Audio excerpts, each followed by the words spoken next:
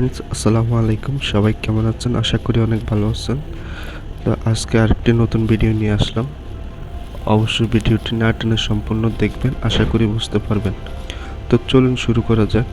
এখানে প্রথমে ব্যাকগ্রাউন্ডটি রিমুভ করে নিতে হবে নেওয়ার জন্য। তো এখানে যে ক্লিক করার পর এখানে যে হোয়াইট কালার আছে, এটাকে এখান থেকে নিয়ে নেবেন। নেওয়ার পর এখানে টিক চিহ্ন দিয়ে দেবেন।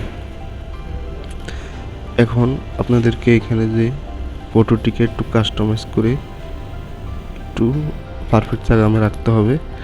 রাখার পর এখানে স্টিকার আছে, স্টিকারে ক্লিক করলে এখানে সার্চ বার আছে, সার্চ বারে ক্লিক করবেন দ্য ল্যাম্প। এখানে ক্লিক করার পর অনেকগুলো লাইট আসবে। তো এখানের মধ্যে আপনি এরকম একটি লাইট সিলেক্ট করে নেবেন। তো আমি এই লাইটটি এখানে সিলেক্ট করে নিলাম। নেওয়ার পর এখান থেকে যে ব্ল্যান্ড অপশনটি আছে, এভাবে দিয়ে দেবেন। দেওয়ার পর এখান থেকে এখানে আবার স্টিকারে যাবেন। যাওয়ার পর এবার আমাদের একটি লাইট প্রয়োজন হবে। তো আমি এই লাইটটি নিলাম। নেওয়ার পর এটাকে একটু